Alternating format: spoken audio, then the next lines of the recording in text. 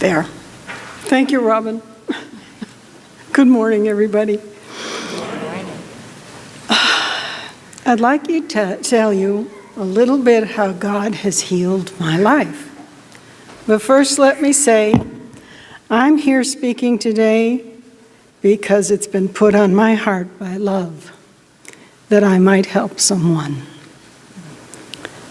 A long time ago, when I was 24, I had an experience with an organized religion. It completely turned me off from it. My faith was tested too. I really felt like it was fake and useless.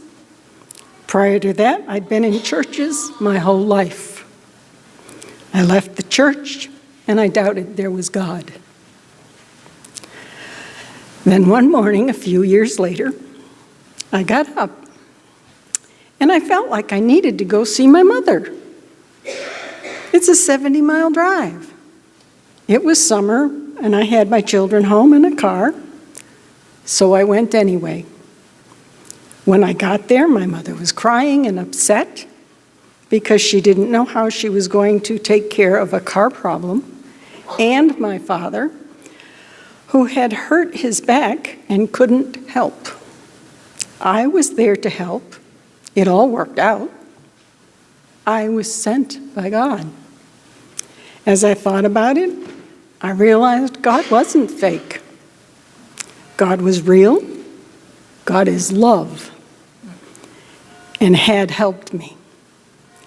Then I realized the folks of that church were, after all, humans and doing the best they could. Even if that was not the way I see a Christian church acting. Love was missing. Still, I didn't turn all of my life over to God. I started drinking a couple years later, continued for several years, through the ups and downs of marriage and then a separation and a divorce. I even had to move in with my parents at age 32. Then I realized how much I was drinking and how many of my relatives were alcoholics. I didn't want to be that. I started on the road to quit. It took years. Then I got so that I was sick for about a week or two every time I had a drink.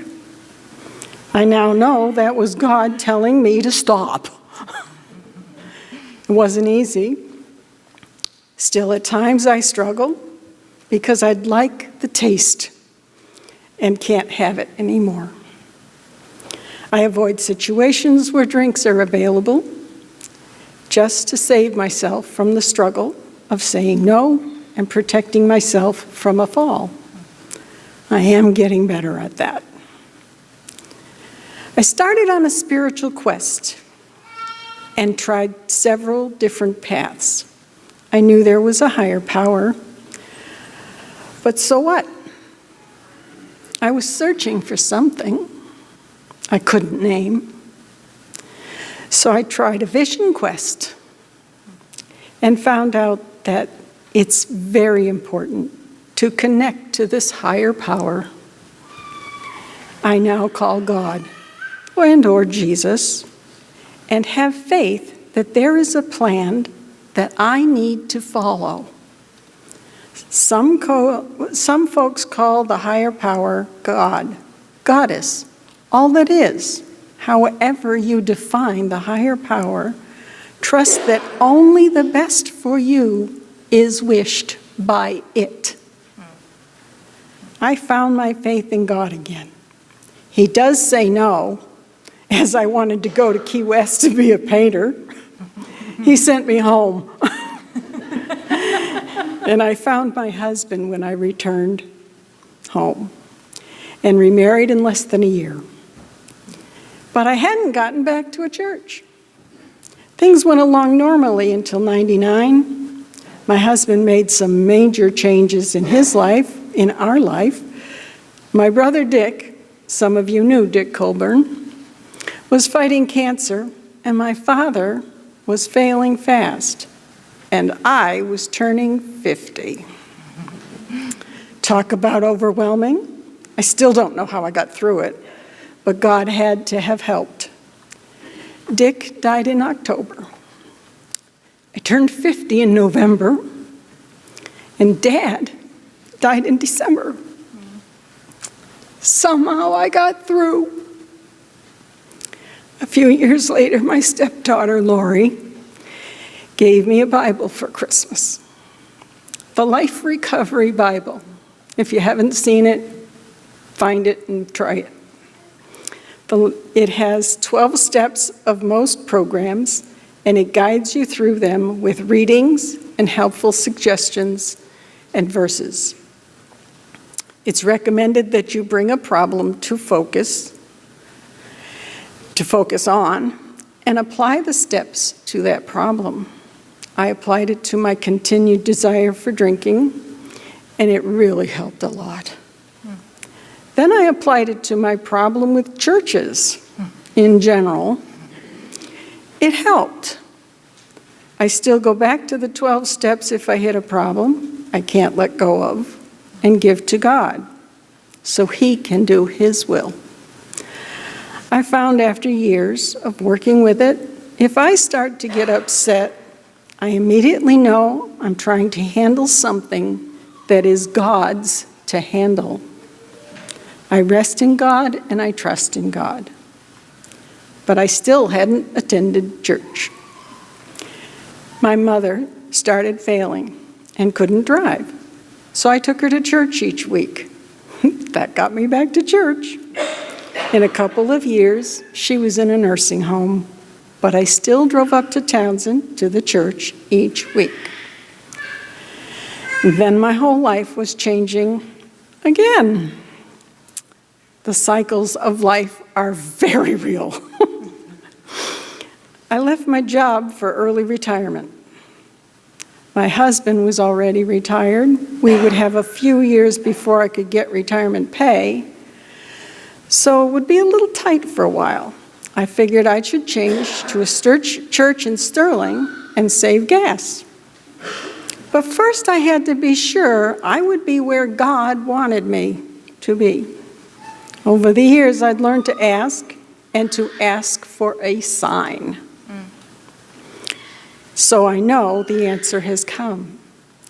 So I asked Him to give me a sign. That Sunday, I had no less than 3 close calls driving up to Townsend. My signs sure changed I should change to Sterling. Sometimes you get subtle signs. These were not so subtle. The next Sunday, I came to First Church. Marion Tuttle, Millie Nelson, Mary Higgins, and Jonathan Wright Gray, and several others, all made me feel very welcome. I got to know Rana, and I got to sing in choir. My faith is still strong, but I have many questions, and this world really gets to me sometimes. I lost a son, Jimmy, to cancer at 53, and a daughter, Heidi, to suicide at 47 the next year. I have helped through this church and through God, but I still took about 3 years to have the fog of grief lift, and I could breathe again. Through all this, God has given me many blessings and many good times, including but not limited to 7 children and their spouses, 24 grandchildren, and 15 great-grandchildren. The next great-grandchild is due in July. I love this church. Robin's sermons often hit me, and I'm a sap that cries at a lot of things. You probably see me with Kleenex every week. It's hard to sing when crying, but we do our best. The cycles and changes continue in my life, and I continue to learn how to follow the path that is mine in this journey. Love will get us through everything.